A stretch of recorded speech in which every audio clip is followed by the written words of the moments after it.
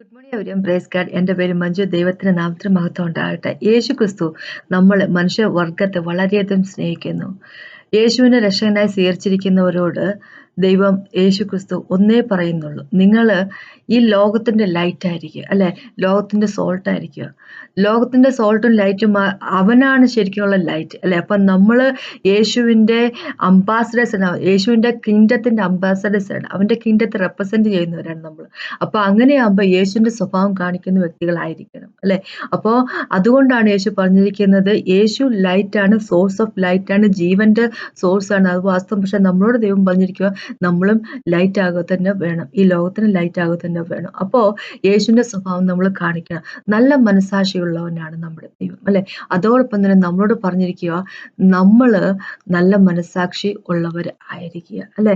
വിശ്വാസം മാത്രം പോരാ, നല്ല മനസ്സാക്ഷിക്ക് ഉടമകളും ആയിരിക്കുക. അല്ല എങ്കിൽ മനസ്സാക്ഷിക്ക് കളങ്കം വന്നവരാണെങ്കിൽ എത്രമാത്രം വിശ്വാസമുണ്ടെന്ന് പറഞ്ഞിട്ടും കാര്യമില്ല, യേശുവിൻ്റെ സ്വഭാവം നമുക്ക് ഈ ലോകത്തിൽ എക്സിബിറ്റ് ചെയ്യാൻ സാധിക്കത്തില്ല.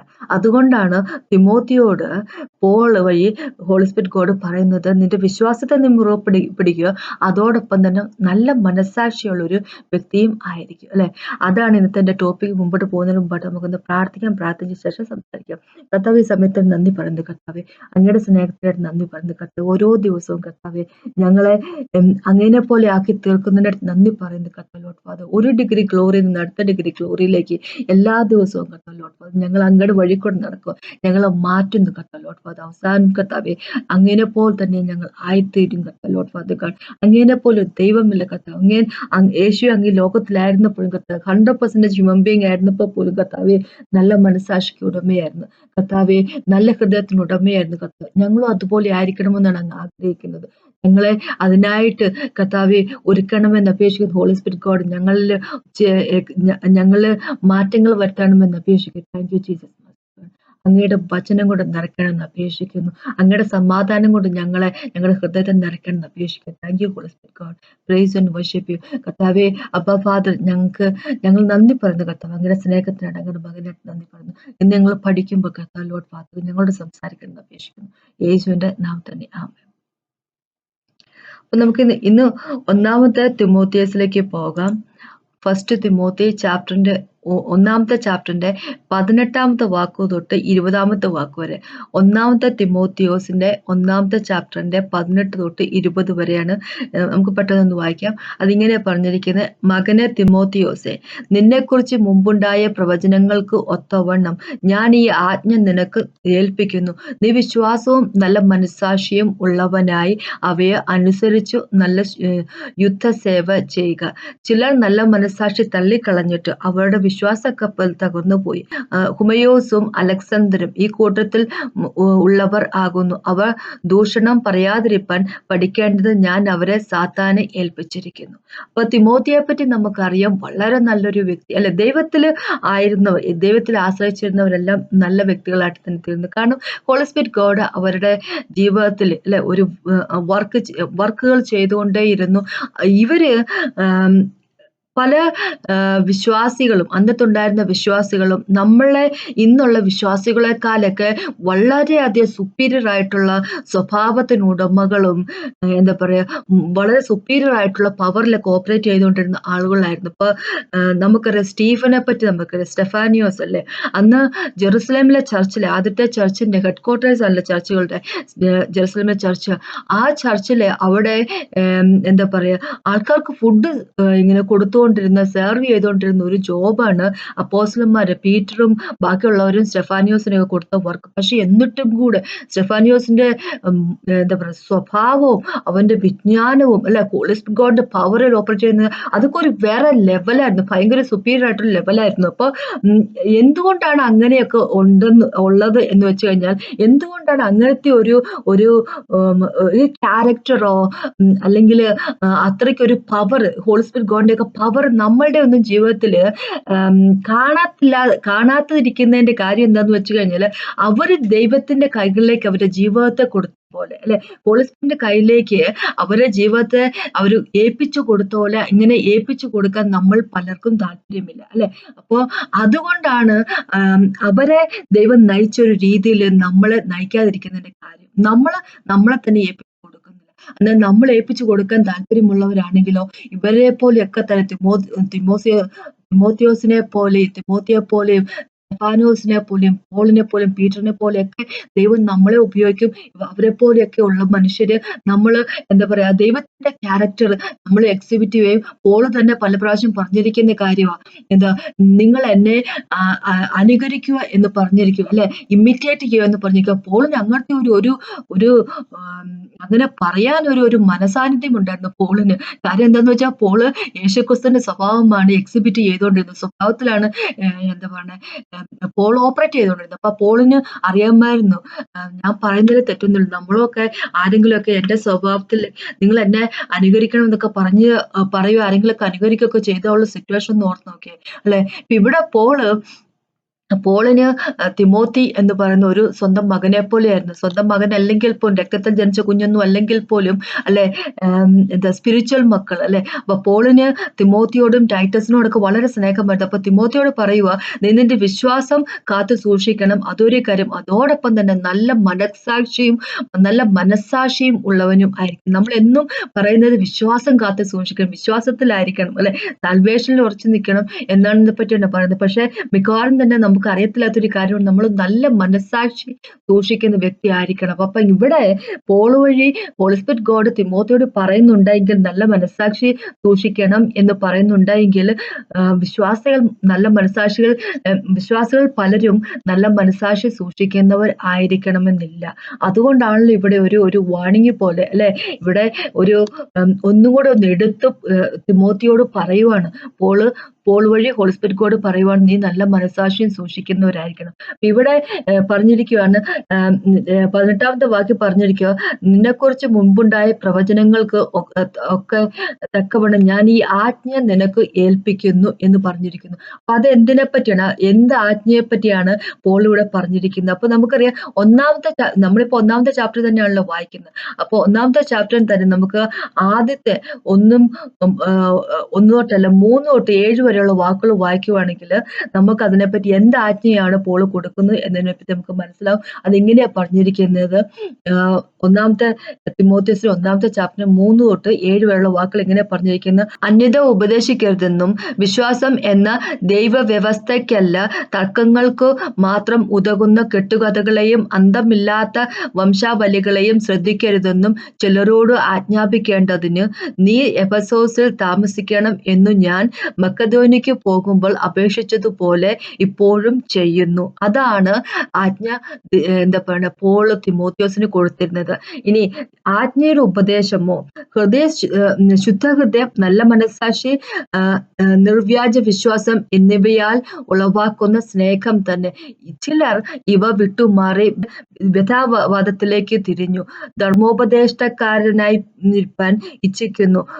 തങ്ങൾ പറയുന്നത് ഇന്നത് എന്നും സ്ഥാപിക്കുന്നത് ഇന്നതെന്നും ഗ്രഹിക്കുന്നില്ല താനും. അപ്പൊ നമുക്കറിയാം എഫേഷ്യൻസ് ലെറ്റർ എഴുതിയിരിക്കുന്ന അല്ലെ, എഫേഷ്യൻ ചർച്ചിന് വേണ്ടി പോൾ ലെറ്റർ എഴുതിയിരിക്കുന്നത് നമ്മളെല്ലാവരും വായിക്കുന്നു. എത്ര സ്ട്രോങ് ആയിട്ടുള്ള ലെറ്റർ ആയിരുന്നു എന്ന് വിചാരിച്ചു നോക്കണം അല്ലെ.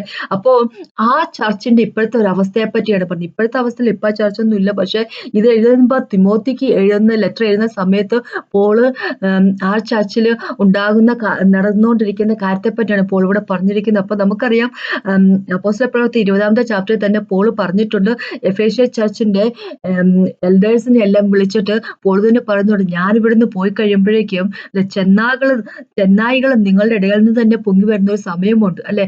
ആട്ടുംകുഞ്ഞുങ്ങളെ വഴിതെറ്റിക്കുന്നതിന് വേണ്ടി അങ്ങനത്തെ ഒരു അവസ്ഥയാണ് ഇപ്പൊ നടന്നിരിക്കുന്നത് അല്ലെ. അപ്പോ പോള് ഇതിപ്പോ എഴുതുമ്പോ തിമോത്തിനെ അവിടെ പാസ്റ്ററാക്കി നിർത്തിയിരിക്കും. അപ്പൊ അവിടുത്തെ എന്താ പറയണ എഫേഷ്യൻ ചർച്ചിന്റെ പ്രശ്നം എന്താണെന്ന് വെച്ചാൽ അവിടെ റോങ് ആയിട്ടുള്ള ഡോക്ട്രിൻ അല്ലെ, ശരിയല്ലാത്ത ഡോക്ട്രിൻസ്, ശരിയല്ലാത്ത രീതിയിലുള്ള പഠിപ്പിക്കുന്ന ആൾക്കാരാണ് ഇപ്പോ അവിടെ എഫേഷ്യൻ ചർച്ചിൽ ഉണ്ടായിരുന്നത്. ഒരു കാലത്ത് ഭയങ്കരമായിട്ട് ശക്തമായിട്ട് നിന്നിരുന്ന ചർച്ച് അവിടേക്ക് പിന്നെ ആവശ്യമില്ലാത്ത കാര്യങ്ങൾ പറഞ്ഞ് അല്ലെ, എന്താ പറയുക കെട്ടുകഥകളും ഒക്കെ പറഞ്ഞ് അന്തമില്ലാത്ത വംശാവലികളെ കാര്യങ്ങളെ പറ്റി പഠിപ്പിച്ചുകൊണ്ട് അല്ലെ, ആവശ്യമില്ലാതെ ദൈവത്തിന്റെ വചനമല്ലാതെ ആവശ്യമില്ലാത്ത ദൈവത്തിന്റെ വചനം എന്നല്ല, ദൈവത്തിന്റെ വചനമില്ലാതെ ആവശ്യമില്ലാത്ത കാര്യങ്ങളൊക്കെ പറഞ്ഞുകൊണ്ട് മനുഷ്യരെ വഴി തെറ്റിക്കുന്ന ഒരു കൂട്ട ആൾക്കാര് ഈ എഫേസോസിലെ ചർച്ചിൽ വന്നു പെട്ടിരിക്കുകയാണ്. അവരവിടെ വന്നു പെട്ടതാണ്, അവിടെ നിന്ന് തന്നെ എഴുന്നേറ്റാണെന്ന് അറിഞ്ഞൂടാ. പക്ഷെ എന്താന്ന് പറഞ്ഞാലും ഇവിടെ ഇവര് മനുഷ്യരെ വഴിതെറ്റിച്ചുകൊണ്ടിരിക്കുകയാണ്. ഒരു കാരണവശാല് മനുഷ്യർക്ക് ഉള്ളിൽ ഇത് കേൾക്കുന്ന ആൾക്കാരുടെ ഉള്ളില് എന്താ പറയുക, ഒരു വിധത്തിലുള്ള ഒരു എഡിഫിക്കേഷൻ നടക്കുന്നില്ല. അവർ ദൈവത്തോട് അടുക്കുന്നില്ല. അവര് ദൈവത്തിൽ നിന്നൊക്കെ ഒരുപാട് അകലത്തിലേക്ക് പോയിക്കൊണ്ടിരിക്കുന്നു അല്ലെ. അപ്പോ പഠിപ്പിക്കുന്ന ആൾക്കാരുടെ ഗുണത്തെ പറ്റി പറഞ്ഞിരിക്കുക. ഇവിടെ 7ാമത്തെ വാക്കിൽ പറഞ്ഞിരിക്കുക, ധർമ്മോപദേഷ്ടകന്മാരായിരിക്കാൻ ഇച്ഛിക്കുന്നു ഇവർ എന്ന് വെച്ച് കഴിഞ്ഞാല് അല്ലെ, ന്യായപ്രമാണത്തിന്റെ ഉപദേശകന്മാരാകാൻ, ഉപദേശം ടീച്ചർമാരാകാൻ വേണ്ടി ഇവര് എന്താ പറയുക ഇച്ഛിക്കുന്നു. എന്നാല് ഇവര് പറയുന്നതിനെ പറ്റി തങ്ങൾ പറയുന്ന ഇന്നത് എന്നും സ്ഥാപിക്കുന്നത് ഇന്നതെന്നും ഗ്രഹിക്കുന്നില്ല താൻ. ഇവർക്ക് ലോയിലെ പറ്റി അല്ലെ, ധർമ്മോപദേഷ്ടകന്മാരായിരിക്കണമെന്ന്, ടീച്ചർമാരായിരിക്കണം താല്പര്യമുള്ളവർ. പക്ഷെ എന്താണ് പഠിപ്പിക്കുന്നുള്ള കാര്യം അറിയത്തില്ല, ഇവർ എന്താണ് സ്ഥാപിക്കുന്നത് എന്നുള്ള കാര്യം അറിയത്തില്ല, ഇവർക്ക് തന്നെ സ്ഥിരതയില്ല, ഇവർക്ക് തന്നെ എന്താണെന്നുള്ള കാര്യം അറിയത്തില്ലാത്ത ഒരു കൂട്ടം ആൾക്കാര് ഈ എഫേസസിലുള്ള ഈ ചർച്ചില് പഠിപ്പിച്ചുകൊണ്ടിരിക്കുകയാണ്. അപ്പൊ അവരെ ഒന്ന് അടക്കി നിർത്തണം, അവർക്ക് വാണിംഗ് കൊടുക്കണം എന്നുള്ള ഒരു ഉപദേശത്തോടു കൂടിയാണ്, ഒരു കമാൻഡ് കൊടുത്തിട്ടാണ് പോള് തിമോത്തിയോസിനെ എഫേസസിലാക്കി വെച്ചിരിക്കുന്നത്. 5ാമത്തെ വാക്കിൽ പറഞ്ഞിരിക്കുന്നത് ഇങ്ങനെ, ഈ ആജ്ഞ ഞാൻ നിനക്ക് തന്നിരിക്കുന്ന ഈ കമാൻഡിന്റെ ഉദ്ദേശം എന്താന്ന് വെച്ച് കഴിഞ്ഞാല്, ശുദ്ധമായിട്ടുള്ള ഹൃദയത്തോട് നല്ല മനസ്സാക്ഷിയുള്ള നിർവ്യാജ വിശ്വാസത്തിൽ നിൽക്കുന്ന എന്നവയാൽ ഉളവാക്കുന്ന സ്നേഹം തന്നെ. ഒരു സ്നേഹം, അതിനെപ്പറ്റിയാണ് പറയുന്നത്. ആ സ്നേഹം എവിടെ നിന്ന് വരുന്നതെന്ന് വെച്ച് കഴിഞ്ഞാല് നല്ല ഹൃദയത്തിൽ നിന്ന് അല്ലെ, ശുദ്ധമായിട്ടുള്ള ഹൃദയത്തിൽ നിന്ന്, നിർവാജ്യമായ വിശ്വാസത്തിൽ നിന്ന്, നല്ല മനസ്സാക്ഷിയുള്ള ഹൃദയത്തിൽ നിന്ന്, അങ്ങനെ വരുന്ന ഹൃദയത്തിൽ നിന്നുള്ള സ്നേഹം അത് ഉളവാക്കണം അല്ലെ. അതാണ്, അങ്ങനെ ആയിരിക്കണം മനുഷ്യർ, അവിടെ ഉള്ളവർ, എഫേസസ് ചർച്ചിലുള്ളവർ എന്നുള്ളത്. അതാണ് ഞാൻ ഇങ്ങനെ ഇവരെ ഒന്ന് ഈ ഫോൾസ് ടീച്ചർമാരെ, ഈ മോശപ്പെട്ട രീതിയിൽ ആൾക്കാരെ പഠിപ്പിക്കുന്ന ടീച്ചർമാരെ ഒന്ന് അടക്കി നിർത്തണം എന്ന് പറയുന്നതുകൊണ്ട് ഞാൻ ഉദ്ദേശിക്കുന്ന കാര്യം ഇതാണ് എന്ന് പോൾ പറഞ്ഞിരിക്കുക. അപ്പൊ ദൈവത്തോടുള്ള സ്നേഹത്തിൽ നിന്ന് ഇവര് എഫേസിലെ ചർച്ചുകാർ വിട്ടുപോയിരുന്നു അല്ലെ, നല്ല മനസ്സാക്ഷിയിൽ നിന്ന് അവർ വിട്ടുപോയിരുന്നു, സ്നേഹത്തിൽ നിന്ന് വിട്ടുപോയിരുന്നു, അന്യോന്യം പരസ്പരം സ്നേഹിക്കാതിരിക്കുന്നു അല്ലെ, ദൈവത്തെ സ്നേഹിക്കാതിരിക്കുന്നു, ആകപ്പാട് ഒരു അലങ്കോലമായിരിക്കുന്ന ഒരു അവസ്ഥയാണ്. അപ്പൊ ഇതിനെല്ലാം കാരണമായിരിക്കുന്നത് എന്താന്ന് വെച്ച് കഴിഞ്ഞാല്, നേരത്തെ അവർ നിന്നിരുന്ന ആ ഒരു അവസ്ഥയിൽ നിന്ന് അവർ താഴെ വരാനുള്ള കാര്യം എന്താന്ന് വെച്ച് കഴിഞ്ഞാല്, ഇങ്ങനെ കുറെ കെട്ടുകഥകളും എന്താ പറയാ കഥകൾ പഠിപ്പിക്കുകയും കുറെ ദൈവത്തിന്റെ ഡോക്ട്രിൻ ഒന്നും അല്ലാതെ വേറെ എന്തൊക്കെയോ പഠിപ്പിച്ചു, കുറച്ച് തർക്കങ്ങളൊക്കെ അല്ലെ, തർക്ക വിഷയങ്ങളും ഒക്കെ പഠിപ്പിക്കുന്ന ഒരു രീതിയിലുള്ള ഒരു ഡോക്ട്രിൻ പഠിപ്പിക്കുന്ന കുറെ ആൾക്കാരുണ്ട്. അങ്ങനത്തെ കാര്യങ്ങളൊക്കെ പഠിപ്പിച്ചുകൊണ്ടിരിക്കും അല്ലെ. അപ്പൊ അങ്ങനത്തെ ഒരു അവസ്ഥയാണ്. അപ്പൊ ചർച്ചിന്റെ അവസ്ഥ വളരെയധികം മോശപ്പെട്ട് ആയിരിക്കും. അപ്പൊ നമുക്കറിയാം, 1 തിമോത്തിയോസിന്റെ 4ാമത്തെ ചാപ്റ്ററിലേക്ക് പോകുമ്പോൾ 1 തൊട്ട് 3 വാക്കില് ദൈവം ഇങ്ങനെ പറഞ്ഞിട്ട്, ഹോളി സ്പിരിറ്റ് ഗോഡ് ഇങ്ങനെ പറഞ്ഞിരിക്കുന്നത്, ഭാവി കാലത്ത് ഇങ്ങനെയല്ല പറഞ്ഞിരിക്കുന്നത്, എന്നാൽ ഭാവി കാലത്ത് ചിലർ വ്യാജാത്മാക്കളെയും ഭൂതങ്ങളുടെയും ഉപദേശങ്ങളെയും ആശ്രയിച്ചു ഫോഷ്കോ പറയുന്നവരുടെ കപടത്താൽ വിശ്വാസം ത്യജിക്കും എന്ന് ആത്മാവ് തെളിവായി പറയുന്നു. അവർ സ്വന്തം മനസ്സാക്ഷിയാൽ ചൂടുവെച്ചവരായി വിവാഹം വിലക്കുകയും സത്യത്തെ ഗ്രഹിച്ചിരിക്കുന്ന വിശ്വാസികൾ സ്തോത്രത്തോടെ അനുഭവിപ്പാൻ ദൈവം സൃഷ്ടിച്ച ഭോജ്യങ്ങളെ വർജിക്കണം എന്ന് കൽപ്പിക്കുകയും ചെയ്യുന്നു. അപ്പൊ ദൈവം, ഹോളി സ്പിരിറ്റ് ഗോഡ് ഇവിടെ പറഞ്ഞിരിക്കുക, ഭാവിയില് വ്യാജാത്മാക്കളെയും ഭൂതങ്ങളുടെ ഉപദേശങ്ങളെ ആശ്രയിച്ച് പോഷ്ക് പറയുന്നവരുടെ കപടത്താൽ വിശ്വാസം ത്യജിക്കുന്ന ഒരു കൂട്ടം ആൾക്കാരുണ്ടാകും എന്ന് പറഞ്ഞിരിക്കും. വിശ്വാസം ത്യജിച്ചിട്ട് പോകുന്ന, വിശ്വാസത്തിൽ നിന്ന് അല്ലെ, സാൽവേഷൻ എല്ലാം വേണ്ടെന്ന് വെച്ചിട്ട് പോകുന്ന കുറെ ആൾക്കാർ ഉണ്ടാകും, കുറെ ആത്മാക്കൾ അവർ വീണു പോകുന്ന അവസ്ഥയുണ്ട്. അപ്പൊ അത് എന്തുകൊണ്ടാണ് പറ്റുന്ന വെച്ച് കഴിഞ്ഞാൽ, ഇതുപോലെ കപടം പഠിപ്പിക്കുന്ന ആൾക്കാർ വന്ന് പഠിപ്പിക്കുന്ന കാര്യങ്ങളും പഠിച്ച് വെച്ചുകൊണ്ട് എന്താ പറയുക, ഒരു അവസ്ഥയിലേക്കൊക്കെ ചർച്ച ഒരു അവസ്ഥയിലേക്ക് പോകുന്ന ഒരു കാലം വരുന്നു എന്ന് ഹോളി സ്പിരിറ്റ് ഗോഡ് പറഞ്ഞിരിക്കും. അപ്പൊ അന്ന് എഫേഷ്യൻ ചർച്ചിനെ പറ്റി ഹോളി സ്പിരിറ്റ് പറഞ്ഞതാണെങ്കിൽ, അല്ലെങ്കിൽ വേറെ ചർച്ചുകളെ പറ്റി, എഫേഷ്യൻ ചർച്ചിനെ പറ്റി തന്നെ അല്ലല്ലോ പറഞ്ഞിരിക്കുന്നത്, സകല ചർച്ചുകളെ പറ്റി പറഞ്ഞിരിക്കുക. അപ്പൊ അങ്ങനെയാണെങ്കിൽ ഇന്നുള്ള ചർച്ചിനെ പറ്റി തന്നെ ഹോളി സ്പിരിറ്റ് ഗോഡ് അത് തന്നെ പറഞ്ഞിരിക്കുന്നത് അല്ലെ. പല രീതിയിലെ ഡോക്ട്രിൻ പഠിപ്പിക്കുന്ന ആൾക്കാർ ഉണ്ടാവും ചർച്ചിൽ അങ്ങനെ വന്നിട്ട് എന്ത് പറ്റും? അത് മനുഷ്യരെ ദൈവത്തിൽ നിന്ന് കൊണ്ടുപോകാൻ വേണ്ടി അല്ല, ദൈവം ഒരു കാരണവശാലും നമ്മൾ വിട്ടുകൊടുക്കത്തില്ല. നമുക്ക് റോമർക്ക് ലേഖനത്തിൽ 8-ാമത്തെ ചാപ്റ്റർ പറഞ്ഞിരിക്കുന്നത് എന്തിനും ദൈവത്തിന്റെ സ്നേഹത്തിൽ നിന്ന് നമ്മളെ അടുത്തിക്കൊണ്ട് പോകാൻ സാധിക്കും. പക്ഷെ നമ്മള് ദൈവം ഒന്നും കൊണ്ടും നമ്മളെ വിട്ടുകൊടുക്കത്തില്ല. പക്ഷെ ദൈവം എപ്പോഴും നമ്മുടെ ഫ്രീ വില്ലിനെ അല്ലെ, ഫ്രീ വില്ല് നമ്മൾക്ക് ദൈവം തന്നിരിക്കുന്ന നമ്മുടെ ഇച്ഛയെ എപ്പോഴും മാനിക്കുന്ന ഒരു ദൈവമാണ്. അങ്ങനെ നമ്മൾക്ക് പോകണമെന്ന് തോന്നി നമുക്ക് പോകാം. ദൈവം അതിനെ എതിർത്ത് പറയത്തില്ല. പക്ഷെ ദൈവത്തിന്റെ ഹൃദയം അത് വളരെയധികം സങ്കടത്തിലേക്ക് കൊണ്ടുപോകില്ല. ദൈവത്തിന്റെ ഹൃദയത്തെ ഒരുപാട് സങ്കടപ്പെട്ടില്ലേ? ദൈവത്തിന് നമ്മൾ എല്ലാവരും ഒരുമിച്ച് ഉണ്ടാകണം എന്ന് ആഗ്രഹിക്കുന്ന ഒരു ദൈവമാണ്. നമ്മുടെ കൂടെ നമ്മുടെ പുറകെ വന്ന ഒരു ദൈവമാണ്. നമ്മളെ തേടിയെത്തിയ സ്നേഹമാണ് യേശുവിന്റെ സ്നേഹം അല്ലെ. അപ്പൊ ഇങ്ങനെ പറഞ്ഞിരിക്കുക, മോശപ്പെട്ട രീതിയിലുള്ള ടീച്ചിങ് കാരണം ആൾക്കാര് ആത്മാക്കൾ നഷ്ടപ്പെട്ടു പോകുന്ന ഒരു അവസ്ഥയിലേക്ക് ചർച്ചകൾ പോയിക്കൊണ്ടിരിക്കുകയാണ് അല്ലെ. അപ്പൊ ഇവിടെ എനിക്കിവിടെ പറയാനുള്ളത് എന്തെന്ന് വെച്ച് കഴിഞ്ഞാല്, തിമോഥെയോസിനോട് ദൈവം പറഞ്ഞിരിക്കുന്ന ഒരു കാര്യം ഇതാ, മനസ്സാക്ഷി നല്ല മനസ്സാക്ഷി സൂക്ഷിക്കുന്ന ഒരാളായിരിക്കണം. നല്ല മനസ്സാക്ഷി സൂക്ഷിക്കാത്ത ആൾക്കാരെയാണ് കണ്ടിരിക്കുന്നത്. ഈ എഫെസ്യ ചർച്ചിൽ തന്നെ അങ്ങനെയുള്ള ആൾക്കാരെ പറ്റി പറഞ്ഞിരിക്കും. ഇവിടെ മനസ്സാക്ഷി അതൊരു കവചം വന്നതുപോലെ, അതിനൊരു അയൺ കൊണ്ട് സീൽ ചെയ്ത് വയ്ക്കുന്ന പോലെ അല്ലെ. എന്താന്ന് വെച്ചാൽ അതിന്റെ പുറമെ മനസാക്ഷി അല്ല, ഒരു കെട്ടുപോയിരിക്കുന്ന ഒരു അവസ്ഥ, നല്ലൊരു മനസാക്ഷി ഒരു സൂക്ഷിക്കാതിരിക്കുന്ന ഒരു അവസ്ഥയിൽ കൂടെയാണ് പലരും കടന്നു പോയിരിക്കുന്നത് അല്ലെ. ഇവിടെ പറഞ്ഞിരിക്കുന്നത് 19-ാമത്തെ വാക്ക് പറഞ്ഞിരിക്കുക, 1 തിമോഥെയോസിന്റെ 1-ാമത്തെ ചാപ്റ്ററിന്റെ 19-ാമത്തെ വാക്കിനെ പറഞ്ഞിരിക്കുക, ചിലർ നല്ല മനസാക്ഷി തള്ളിക്കളഞ്ഞിട്ട് അവരുടെ വിശ്വാസ കപ്പൽ തകർന്നു പോയി. അപ്പൊ നമ്മുടെ വിശ്വാസത്തിൽ നമ്മൾ നടക്കുമ്പോൾ നല്ല മനസാക്ഷിക്കും ഒരു സ്ഥാനമുണ്ടെന്ന് ചുരുക്കം അല്ലെ. നല്ല മനസാക്ഷി ഉള്ളവരായിരിക്കണം എന്ന് നമ്മളെ പറ്റി നമ്മുടെ ദൈവം വളരെയധികം ആഗ്രഹിക്കുന്നു അല്ലെ. അപ്പോ ഇങ്ങനെ 20-ാമത്തെ വാക്ക് പറഞ്ഞിരിക്കുക, ഹുമനയോസും അലക്സാണ്ടറും ഈ കൂട്ടത്തിലുള്ളവരാണ്. ഹുമനയോസും അലക്സാണ്ടറും ആയിരിക്കും ഒരുപക്ഷെ അവിടെ പഠിപ്പിച്ചുകൊണ്ടിരുന്ന എഫെസ്യൻ ചർച്ചിൽ പഠിപ്പിച്ചുകൊണ്ടിരുന്ന ടീച്ചർമാരായിരിക്കണം അല്ലെ. ആവശ്യമില്ലാത്ത കാര്യങ്ങൾ പഠിപ്പിച്ച് ദൈവത്തിന്റെ മക്കളെ ഒരു പരുവത്തിലാക്കി എടുത്തുകൊണ്ടിരുന്ന ടീച്ചർമാരായിരിക്കണം ഹുമനയോസും അലക്സാണ്ടറും ഒക്കെ അല്ലെ. അവരുടെ ഹൃദയത്തിന് അവരുടെ മനസാക്ഷി തന്നെ മരവിച്ചു പോയിരുന്ന ആൾക്കാരായിരുന്നു. അവരുടെ മനസാക്ഷി നേരെ ചൊവ്വേ അവർ തീരുമാനങ്ങൾ എടുക്കാതിരിക്കുന്ന ആൾക്കാരായിരുന്നു. ആവശ്യമില്ലാത്ത രീതിയിൽ നടക്കുന്ന ആൾക്കാരായിരുന്നു. അപ്പൊ ഇവിടെ പറഞ്ഞിരിക്കുക, ഈ കൂട്ടത്തിലുള്ളവരായിരുന്നു. നല്ല മനസാക്ഷി തള്ളിക്കളഞ്ഞവരായിരുന്നു ഇവര്. അപ്പൊ ഇവര് ദൂഷണ ഇനി പോളെന്താ അവരെ പറ്റി അവർക്ക് ചെയ്തു കൊടുത്തതെന്ന് വെച്ച് കഴിഞ്ഞാൽ, ഇവരിന്റെ ദൂഷണം പറയാതിരിക്കാൻ പഠിക്കേണ്ടത് ഞാൻ അവരെ സാത്താനെ ഏൽപ്പിച്ചിരിക്കുന്നു. അപ്പൊ പോള് ഇവരെ പിടിച്ച് സാത്താനെ ഏൽപ്പിച്ചു. ഇവ സാത്താനെ ഏൽപ്പിക്കുക എന്ന് പറഞ്ഞ എന്താ എന്ന് പറഞ്ഞു കഴിഞ്ഞാല്, നമുക്കറിയാം 1-ാമത്തെ കൊരിന്ത്യർക്ക് എഴുതിയ ലേഖനത്തിൽ 5-ാമത്തെ ചാപ്റ്ററിലേക്ക് പോകുമ്പോൾ നമുക്കറിയാം, അവിടെ ഒരു ആൾക്ക് ആവശ്യമില്ലാത്തൊരു ബന്ധമുണ്ടെന്ന്, തൻ്റെ പിതാവിന്റെ തന്നെ 2-ാമത്തെ വൈഫുമായിട്ടല്ലേ, ഒരു സ്റ്റെപ്പ് മദറുമായിട്ട് ഒരു മോശപ്പെട്ട രീതിയിലുള്ള ഒരു അഫയർ ഉള്ള ഒരു വ്യക്തി ഉണ്ടായിരുന്നു എന്നുള്ള കാര്യം നമുക്കറിയാം. അപ്പൊ അദ്ദേഹത്തെ പറ്റിയും പോൾ ഇങ്ങനെ പറയുന്നത്, അവന്റെ ഫ്ലഷിനെ, അവന്റെ ജഡത്തിന്റെ സ്വഭാവത്തെ നശിപ്പിക്കുന്നതിന് വേണ്ടി അവനെ പിശാചിന്റെ കയ്യിലേക്ക് ഏൽപ്പിച്ചു കൊടുക്കണം അല്ലെ. അപ്പം അങ്ങനെ അവര് ചെയ്തതിന് ശേഷമാണ് നമുക്ക് 2-ാമത്തെ കൊരിന്ത്യർക്ക് ലേഖനത്തിൽ 2-ാമത്തെ ചാപ്റ്ററിലേക്ക് വരുമ്പോൾ പോൾ തന്നെ പറയുന്നുണ്ട്, ഒരു തെറ്റ് വ്യക്തിയെ പറ്റി പറയുന്നു. ഏത് വ്യക്തിയെന്ന് പറ്റി കൃത്യമായിട്ട് പറയുന്നില്ല, പക്ഷെ നമുക്കറിയാം, നമ്മൾ വായിക്കുമ്പോൾ നമുക്കറിയാം ഇത് ഈ മറ്റേ വ്യക്തിയെ പറ്റി തന്നെയാണ് പറഞ്ഞിരിക്കുന്ന കാര്യം.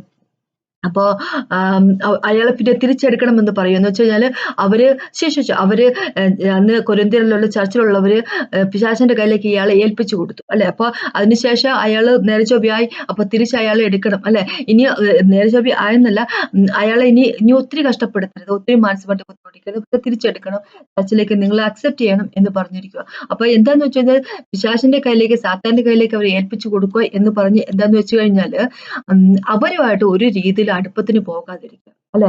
അപ്പൊ ശരിക്കും പറഞ്ഞാൽ ഗ്രൂപ്പിൽ നിന്ന് ഒറ്റപ്പെടുത്തും അവര്. അപ്പൊ ഒറ്റപ്പെടുത്തി കഴിയുമ്പോ അവര് തന്നെ ഒരു പാഠം പഠിക്കുമല്ലോ അല്ലെ. അപ്പൊ അവര് മോശപ്പെട്ട ഒരു കാലത്ത് ചർച്ചിന്റെ ഉള്ളിൽ നിന്നുകൊണ്ട് ദൈവമായിട്ടുള്ള ഒരു നല്ല നടപ്പിലൊക്കെ ആയിരുന്ന ആൾക്കാർ പിന്നെ തെറ്റ് ചെയ്ത് പിന്നെ ഒരു വിധത്തിലും അവരിങ്ങനെ എന്താ പറയുക, ഗ്രൂപ്പിലൊന്നും ചേർക്കാൻ വയ്യാതിരിക്കുന്ന, കൊള്ളരുതാത്ത കാര്യങ്ങളൊക്കെ ചെയ്യുന്ന ആൾക്കാരായി മാറുമ്പോ, ഇങ്ങനെ അവരെ ഗ്രൂപ്പിൽ നിന്ന് ഒഴിവാക്കുമ്പോ അല്ലെ, അല്ലെ, അവരുമായിട്ട് യാതൊരു വിധത്തിലുള്ള സഹകരണത്തിന് പോകാതിരിക്കുമ്പോൾ അവര് പിന്നെ തെറ്റിലേക്ക് പോകും വാസ്തവം. പക്ഷെ എന്നാലും അതിന്റെ ഒപ്പം തന്നെ എന്താ പറയണേ, ആം, അവർക്ക് മാനസികമായിട്ട് ഒരു ബുദ്ധിമുട്ടുണ്ടാവുമല്ലോ, അവർക്ക് തിരിച്ച് വരണം, ഗ്രൂപ്പിലേക്ക് വരണം ഒരു തോന്നലുണ്ടാവുമല്ലോ. അപ്പൊ എന്താ പറയാ, അങ്ങനെ ആ തോന്നലിന് വേണ്ടി അല്ലെ, അപ്പൊ അവരുടെ അങ്ങനെ അവർക്ക് തോന്നലുണ്ടാവുമ്പോ അവരുടെ ജഡത്തിന്റെ സ്വഭാവം അവര് നശിപ്പിച്ച് കളയാൻ അവർ തന്നെ താല്പര്യമുണ്ടാവും, അല്ലെ, അവർക്ക് തന്നെ താല്പര്യം തോന്നും. അപ്പൊ അതിനു വേണ്ടിയാണ് ഇവിടെ സൈറ്റന്റെ കയ്യിലേക്ക് ഏൽപ്പിച്ചു കൊടുക്കുക എന്ന് പറഞ്ഞിരിക്കുന്നത്.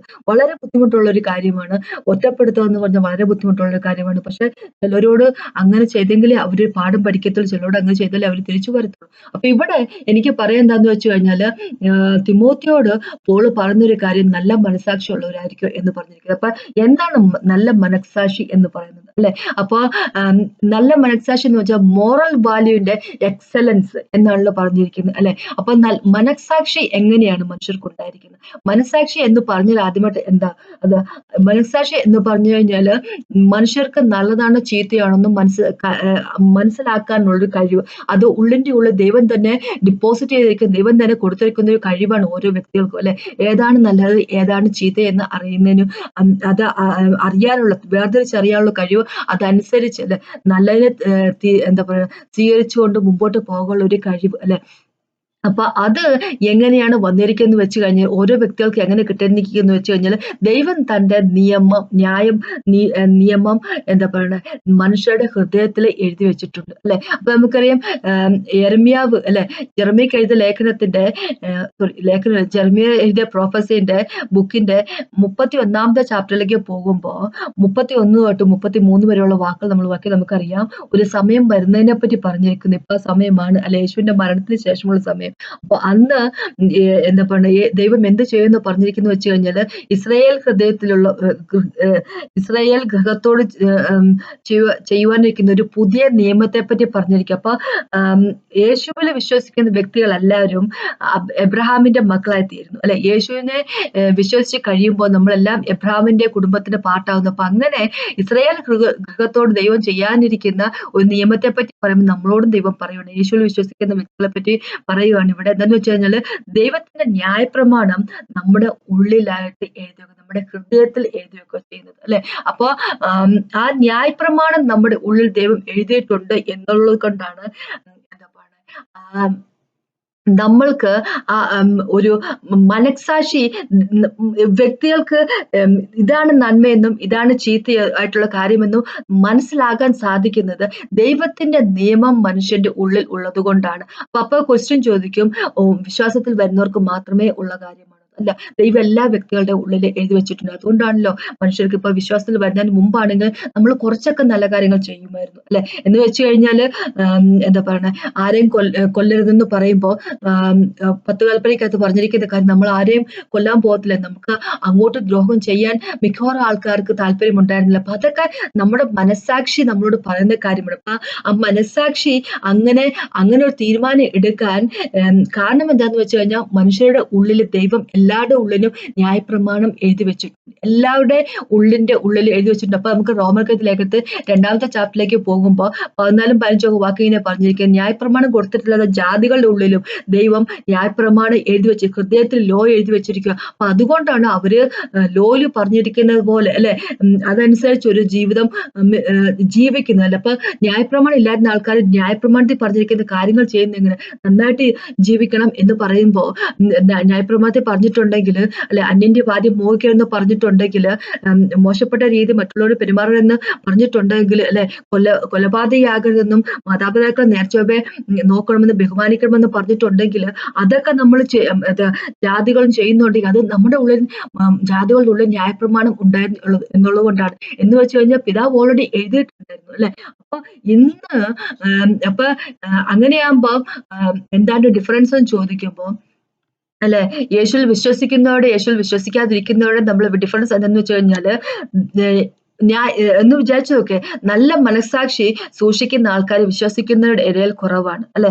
എല്ലാവരും എപ്പോഴും അവരുടെ ഇഷ്ടത്തിന് പ്രകാരമുള്ള കാര്യങ്ങളാണ് ചെയ്യുന്നത്. പക്ഷെ കുറച്ചെങ്കിലുമൊക്കെ എന്താ പറയുക, നല്ല മനസ്സാക്ഷി സൂക്ഷിക്കുന്നു. അത് എന്തൊന്നുണ്ടെന്ന് ഇപ്പൊ തന്നെ ഞാൻ പറഞ്ഞതേ ഉള്ളൂ. ദൈവത്തിന്റെ ലോ അവർ ഹൃദയത്തിലുണ്ട് എന്നുള്ളത് വെച്ചുകൊണ്ട് അല്ലെ. അപ്പോ ദൈവം എല്ലാവരുടെ ഹൃദയത്തിൽ എഴുതി വെച്ചിരിക്കുന്നു. പക്ഷെ ദൈവത്തിൽ യേശുക്രിസ്തുവിലായിരിക്കുന്ന വ്യക്തികൾക്ക് കുറേയും കൂടെ നല്ല മനസ്സാക്ഷിക്ക് ഉതകുന്ന രീതിയിലുള്ള ഒരു ജീവിതം ജീവിക്കാൻ സാധിക്കുന്നത് എന്തുകൊണ്ടാന്ന് വെച്ചു കഴിഞ്ഞാൽ, ദൈവത്തിന്റെ വചനം നമ്മുടെ ഉള്ളിലുള്ളത് കൊണ്ടാണ് അല്ലെ. ദൈവത്തിന്റെ വചനം എന്താ പറയുക, ജാതികളുടെ ഉള്ളിലില്ല. അപ്പൊ ന്യായപ്രമാണം എന്നുള്ളത് അനുസരിച്ചാണ് നമ്മുടെ ഉള്ളിലുള്ള കോൺഷ്യസിന്റെ ഉള്ളിൽ എഴുതി വെച്ചിരിക്കുന്ന അല്ലെ, സ്പിരിറ്റിന്റെ ഉള്ളിൽ നമ്മൾ എഴുതി വെച്ചിരിക്കുന്ന ന്യായപ്രമാണം അനുസരിച്ച് നമ്മൾ ജീവിക്കുന്നുണ്ടെങ്കിൽ അതാണ് നമ്മുടെ എന്താ പറയുക മനസാക്ഷി എന്ന് പറഞ്ഞാൽ. മനസാക്ഷി നല്ല മനസാക്ഷി അനുസരിച്ച് ജീവിക്കണമെങ്കിൽ നമ്മളുടെ ഉള്ളിന്റെ ഉള്ളില് ദൈവത്തിന്റെ വചനം ഉണ്ടായിരിക്കണം. ദൈവത്തിന്റെ വചനം ആണ് ലൈറ്റ് അല്ലെ. Entrance of God's word gives light എന്ന് പറഞ്ഞിരിക്കുന്നത്. ദൈവത്തിന്റെ എന്താ പറയണേ, വേർഡിന്റെ ദൈവവചനത്തിന്റെ എൻട്രൻസ്, ദൈവത്തിന്റെ വചനം നമ്മുടെ ഉള്ളിലേക്ക് വരുമ്പോൾ നമുക്ക് നമ്മുടെ ഉള്ളിൽ പ്രകാശം ഉണ്ടാകുന്നു. ദൈവത്തിന്റെ വചനമാണ് നമ്മളുടെ വഴികളുടെ അല്ലെ, വഴിയിലെ പ്രകാശം, നമ്മുടെ കാൽപാദത്തിലെ വിളക്കുമല്ല ദൈവത്തിന്റെ വചനമാണ്. ദൈവത്തിന്റെ വചനമുള്ളപ്പോൾ ആണ് നമ്മുടെ ഉള്ളിന്റെ ഉള്ളിൽ പ്രകാശമുള്ളത്. അപ്പൊ ആ പ്രകാശം എന്ത് ചെയ്യുന്നു വെച്ച് കഴിഞ്ഞാൽ, ദൈവം നമ്മുടെ ഉള്ളിന്റെ ഉള്ളിൽ നമ്മളെ നിറച്ചിരിക്കുന്ന ആ ന്യായപ്രമാണം, നമ്മുടെ ഉള്ളിന്റെ ഉള്ളിൽ എഴുതിയിരിക്കുന്ന ന്യായപ്രമാണത്തെ ഹൈലൈറ്റ് ചെയ്യും അല്ലെ. എന്ന് വെച്ച് കഴിഞ്ഞാല് ന്യായപ്രമാണം എന്ന് പറഞ്ഞാൽ ഇസ്രായേൽ മക്കൾക്ക് കൊടുത്ത ന്യായപ്രമാണത്തെ പറ്റിയല്ല പറഞ്ഞിരിക്കുന്നത്, ദൈവത്തിന്റെ ന്യായപ്രമാണം. എല്ലാ സകല വ്യക്തികളും എന്താ പറയുക ജീവിക്കണം എന്ന് ദൈവം എഴുതിയിരിക്കുന്ന ദൈവത്തിന്റെ പ്രമാണം അല്ലെ. അപ്പൊ ദൈവത്തിന്റെ പ്രമാണത്തെ അത് എങ്ങനെ പാലിക്കണമെന്ന് നമ്മൾക്ക് കാണിച്ചു തരും അല്ലെ. ദൈവത്തിന്റെ പ്രമാണത്തിന്റെ കമാൻഡ്മെന്റുകൾ നമുക്ക് കാണിച്ചു തരും അല്ലെ. നമ്മൾക്ക് അത് ഫോളോ ചെയ്യാനുള്ള ഒരു ടെൻഡൻസി നമ്മുടെ ഉള്ളിലുണ്ടാക്കും, ഒരു ഇൻട്രസ്റ്റ് നമ്മുടെ ഉള്ളിലുണ്ടാക്കും അല്ലെ. മറ്റുള്ളവരുടെ ഗോസിപ്പ് പറയുന്ന എന്താ പറയണ, അതാണ് നമ്മളോട് ഹോളി സ്പിരിറ്റ് ഗോഡ് നമ്മളോട് പറഞ്ഞിരിക്കുന്നതെങ്കിൽ നമ്മൾ ബൈബിള് വായിക്കുമ്പോൾ ഞാൻ മറ്റുള്ളവരെ സ്നേഹിക്കുന്ന വ്യക്തി ആയിരിക്കണമല്ലോ അല്ലെ എന്ന് നമുക്ക് മനസ്സിലാക്കുമ്പോൾ അതനുസരിച്ച് നമ്മുടെ മനസാക്ഷിയെ പ്രവർത്തിക്കാൻ തുടങ്ങും അല്ലെ. അപ്പൊ അങ്ങനെയാകുമ്പോ എന്താ പറയുക, നമ്മുടെ ഉള്ളിലേക്ക് ദൈവത്തിന്റെ വചനം വെളിച്ചം കൊണ്ടുവരിക ചെയ്യുന്നത്. അപ്പോ നമ്മുടെ മനസാക്ഷി അനുസരിച്ച് നമുക്ക് ജീവിക്കാൻ ഉള്ള ഒരു മനസ്സ് നമുക്ക് ഉണ്ടാവുക ചെയ്യുന്നു. പക്ഷെ വിശ്വാസത്തിലുള്ള അല്ലാത്ത ആൾക്കാരെ ഒന്ന് ഓർത്തു നോക്കുക, അവരുടെ ഉള്ളില് ദൈവത്തിന്റെ വചനമില്ല. പക്ഷെ ദൈവത്തിന്റെ കൃപ കാണോ കുറച്ചെങ്കിലുമൊക്കെ അവർക്ക് ചെയ്യാൻ സാധിക്കുന്നുണ്ട് അല്ലെ. ഗോസിപ്പ് പറയരുതെന്നൊക്കെ പറഞ്ഞ് അങ്ങനത്തെ ഉള്ള കാര്യം, മറ്റുള്ളവരെ സ്നേഹിക്കണം എന്നുള്ള കാര്യം, അതൊന്നും അവർ ചെയ്യുന്നില്ല. പക്ഷെ കൊല്ലരുത്, വ്യഭിചാരം ചെയ്യുന്നത്, അങ്ങനെയൊക്കെയുള്ള കാര്യം മിക്കവാറും ആൾക്കാര് എന്താ പറയുക അത് പാലിക്കുന്ന കാര്യങ്ങളാണ് അല്ലെ. നല്ല കുടുംബത്തില് നല്ലൊരു കുടുംബജീവിതം ഉണ്ടാകണം, പരസ്പരം സ്നേഹിക്കണം, കുടുംബത്തെ സ്നേഹമാണ്, അങ്ങനെയൊക്കെയുള്ള കാര്യങ്ങളൊക്കെ ദൈവത്തിന്റെ സ്നേഹിക്കുക എന്നുള്ളതൊക്കെ ദൈവത്തിൽ നിന്ന് വരുന്നതാണ്. പിശാച് ആരെയും സ്നേഹിക്കാൻ സമ്മതിക്കത്തില്ല. അപ്പൊ അങ്ങനെ കുറെ കാര്യങ്ങളൊക്കെ അവരും ചെയ്യുന്നുണ്ട്. പക്ഷെ അതിന്റെ ഒരു പൂർണ്ണതയിലേക്ക് വരാൻ വേണ്ടി, അല്ലെങ്കിൽ അതിന്റെ യഥാർത്ഥത്തിലുള്ള അല്ലെ, ദൈവത്തിന്റെ ആ പ്രമാണത്തിന്റെ യഥാർത്ഥത്തിലുള്ള ഒരു എന്താ പറയുക ഒരു രീതിയിലേക്ക് വരാൻ വേണ്ടി, അതനുസരിച്ച് ജീവിക്കാനുള്ള ഒരു എന്താ പറയുക കഴിവ് അവർക്കില്ല. കാരണം എന്ന് വെച്ചാൽ ദൈവത്തിന്റെ വചനമില്ല അവരുടെ ഉള്ളിലില്ല. പക്ഷെ ദൈവം എല്ലാവരുടെയും ഉള്ളിൽ ന്യായപ്രമാണം എഴുതിയിരിക്കുന്നു. ന്യായപ്രമാണം എന്ന് ഞാൻ പറയുമ്പോൾ ഇസ്രായേൽ മക്കൾക്ക് കൊടുത്ത ന്യായപ്രമാണത്തെ പറ്റിയല്ല പറയുന്നത്, ദൈവത്തിന്റെ പ്രമാണം അതിനെപ്പറ്റിയാണ് പറഞ്ഞിരിക്കുന്നത്. ഓരോ വ്യക്തി എങ്ങനെയായിരിക്കണം എന്നുള്ളൂ അല്ലെ, ദൈവത്തിന്റെ പ്രമാണത്തെ പറ്റിയാണ് പറഞ്ഞിരിക്കുന്നത്. അപ്പൊ നമുക്കറിയാം യേശുവിന്റെ പ്രമാണമുണ്ട്, ഹോളി സ്പിരിറ്റിന്റെ പ്രമാണമുണ്ട്. അപ്പൊ ഹോളി സ്പിരിറ്റിന്റെ പ്രമാണം നമുക്കറിയാം യേശുവിന്റെ രക്ഷകനായിട്ട് സ്വീകരിക്കുന്നതിന് വേണ്ടി നമ്മളെ നയിക്കുന്നതിനുള്ള പ്രമാണം. യേശുവിന്റെ പ്രമാണമാണ് പരസ്പരം നമ്മൾ സ്നേഹിക്കുക, അന്യനെ സ്നേഹിക്കുക, നമ്മളെ സ്നേഹിക്കുന്ന പോലെ നമ്മുടെ അയൽക്കാരനെ സ്നേഹിക്കുക, പിതാവിനെ ദൈവത്തിനെ അല്ലെ ഏറ്റവും അധികം സ്നേഹിക്കുന്നു നമ്മളെ പഠിപ്പിക്കുന്ന പ്രമാണമാണ് യേശുവിന്റെ പ്രമാണം. അപ്പൊ അതെല്ലാം നമ്മുടെ ഉള്ളിൽ എഴുതി വെച്ചിരിക്കുന്നു അല്ലെ. അത് ദൈവം നമ്മുടെ ആത്മാവിന്റെ ഉള്ളിൽ എഴുതി വെച്ചിരിക്കുന്നു. അപ്പൊ ദൈവത്തിന്റെ വചനം വെളിച്ചമായിട്ട് നമ്മുടെ ഉള്ളിലേക്ക് കയറുമ്പോൾ അത് എന്താ പറയുക, നമുക്ക് അതനുസരിച്ച് ജീവിക്കാനുള്ള ഒരു കഴിവ് നമുക്ക് ഉണ്ടാകുന്നു. ദൈവം ഹോളി സ്പിരിറ്റ് ഗോഡ് നമ്മളെ എന്താ പറയാ അതിന് കഴിവുള്ളവരെ ആക്കുന്നു. അപ്പൊ അതാ ഇവിടെ പറഞ്ഞിരിക്കുന്നത്. അപ്പൊ തിമോത്തിയോസിനോട് പറഞ്ഞിരിക്കുന്നത്, നീ നിന്റെ വിശ്വാസം മാത്രം പോരാ, നിനക്ക് നല്ല മനസ്സാക്ഷിയും ഉള്ളവനായിരിക്കണം അല്ലെ എന്ന് പറഞ്ഞു കഴിഞ്ഞാല്, തിമോത്തിയോട് എന്താ പറയുന്നതെന്ന് വെച്ച് കഴിഞ്ഞാൽ, ശരിക്കും പറഞ്ഞാല് പോൾ വഴി ഹോളി സ്പിരിറ്റ് ഗോഡ് പറയുക, നീ വചനത്തിൽ ഉറച്ചു നിന്നുകൊണ്ട് അല്ലെ, നീ വചനത്തിൽ ഉറച്ചു നിന്നുകൊണ്ട് ജീവിക്കുന്ന ഒരു വ്യക്തിയായിരിക്കണം. വചനം നിന്റെ ജീവിതത്തിന് വെളിച്ചമാകട്ടെ അല്ലെ. നീ വചനത്തിൽ ഉറച്ചു നിന്നുകൊണ്ട് നീ നല്ല മനസാക്ഷിക്ക് ഉതകുന്ന രീതിയിലുള്ള ഒരു ജീവിതം ജീവിക്കുന്ന വ്യക്തിയായിരിക്കണം നീ എന്ന് പറഞ്ഞിരിക്കും അല്ലെ. നമ്മുടെ മനസാക്ഷി മനസാക്ഷി കെട്ടുപോകുന്ന എപ്പോഴാന്ന് വെച്ച് കഴിഞ്ഞാൽ പാപമുള്ളപ്പോഴാണ് കെട്ടുപോകുന്നത് അല്ലെ. പാപം നമ്മുടെ ഉള്ളിലേക്ക് വന്നു കഴിയുമ്പോൾ നമ്മുടെ മനസാക്ഷിയും കൂടെ അങ്ങ് നശിച്ചു പോകുന്നു. അപ്പൊ നമുക്കറിയാലോ, ഒരു പ്രാവശ്യം തെറ്റ് ചെയ്തു, രണ്ടാമത്തെ പ്രാവശ്യം തെറ്റ് ചെയ്ത് കഴിഞ്ഞപ്പോ മൂന്നാമത്തെ പ്രാവശ്യം തെറ്റ് ചെയ്ത് അവർക്ക് ഒരു മനസാക്ഷി കുത്തുമില്ല അല്ലെ. അതാണ് നമ്മൾ സമൂഹത്തിൽ കാണുന്നത്. അവര് മനസാക്ഷി നശിച്ചു പോവുക ചെയ്യുന്നത്. അപ്പൊ അങ്ങനെ നശിച്ചു പോയിക്കുന്ന മനസാക്ഷിയെ ജീവിതത്തിലേക്ക് ജീവനുള്ളതാക്കി കൊണ്ടുവരാൻ, അതിനെ കഴുകി വെടുപ്പാക്കാൻ എന്തിനാ പറ്റുന്നത്? യേശുക്രിസ്തുവിന്റെ രക്തത്തിന് മാത്രം അല്ലെ. നമുക്കറിയാം എബ്രായർ ലേഖനത്തിന്റെ 9-ാമത്തെ ചാപ്റ്ററിന്റെ 14-ാമത്തെ വാക്ക് അങ്ങനെ പറഞ്ഞിരിക്കുന്നത്, യേശുവിന്റെ രക്തം നമ്മളുടെ മനസാക്ഷി അല്ലെ നിർജീവ പ്രവർത്തി കൊണ്ട് ദൈവത്തിന് ഇഷ്ടമില്ലാത്ത താല്പര്യമില്ലാത്ത രീതിയിലുള്ള പ്രവർത്തികൾ കൊണ്ട് നശിച്ചു പോയിരുന്ന നമ്മളുടെ മനസാക്ഷിയെ അതിനെന്താ പറയുക വെടിപ്പാക്കിക്കൊണ്ട് നമ്മളെ ജീവിതത്തിലേക്ക് തിരിച്ചു കൊണ്ടുവരാൻ കഴിയുന്ന ഒരൊറ്റ കാര്യം മാത്രമുള്ളൂ. അതാണ് യേശുക്രിസ്തുവിന്റെ രക്തം അല്ലെ. യേശുക്രിസ്തുവിന്റെ രക്തം കൊണ്ട് വാഷ് ചെയ്യപ്പെട്ടവരായിട്ട്, യേശുക്രിസ്തുവിന്റെ വഴിയിൽ നടക്കുന്നവരായിട്ട്, യേശുക്രിസ്തുവിന്റെ വചനം കൊണ്ട് നിറഞ്ഞവരായിരിക്കുമ്പോൾ നമുക്ക് നമ്മുടെ മനസാക്ഷി ജീവിക്കുന്ന മനസാക്ഷിയായിരിക്കും. അപ്പൊ അതനുസരിച്ച് നമുക്ക് നല്ല തീരുമാനങ്ങൾ എടുക്കാൻ അല്ലെ, നല്ലൊരു മനസാക്ഷിയുള്ള വ്യക്തികളായിരിക്കും. അതിനെപ്പറ്റിയാണ് ദൈവം ഇവിടെ പറഞ്ഞിരിക്കുന്നത്. നല്ല മനസാക്ഷിയുള്ളവരായിരിക്കട്ടെ അല്ലെ.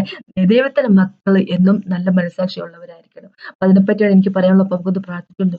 കർത്താവേ, ഈ സമയത്ത് നന്ദി പറയുന്നു കർത്താവേ. യേശു നന്ദി പിതാവ് കർത്താവ്. Worship you holy name mighty father God. അങ്ങനെ പോലെ ദൈവമില്ല കർത്താവ്. ലോർഡ് ഫാദർ, ഞങ്ങൾക്ക് നല്ല മനസാക്ഷിയുള്ള വ്യക്തികളാണ് കർത്താവ്. അങ്ങ് എങ്ങനെയായിരുന്നു അതുപോലെ തന്നെ ഒരു നല്ല മനസാക്ഷിയുള്ള വ്യക്തികളായിരിക്കണം എന്ന് ഞങ്ങൾ ആഗ്രഹിക്കുന്നു കർത്താവേ. അതിന് ഞങ്ങൾക്ക് കൃപ തരണമെന്ന് അപേക്ഷിക്കുന്നു കർത്താവേ. അങ്ങയുടെ വചനം ഞങ്ങളുടെ ഉള്ളിൽ ഉണ്ടാകട്ടെ കർത്താവേ. വചനം കൊണ്ട് നിറയട്ടെ ഞങ്ങൾ കർത്താവേ. ഒരുപാട് നേരം അങ്ങേവട്ട് സ്പെൻഡ് ചെയ്യാനുള്ള കൃപ ഞങ്ങൾക്ക് തരണമെന്ന് അപേക്ഷിക്കുന്നു യേശുവിന്റെ നാമത്തിൽ ആമേൻ. Hallelujah father God. ഇന്ന് കേട്ട നന്ദി. ദൈവത്തിനാമത്തിൽ മഹത്വം ഉണ്ടാകട്ടെ.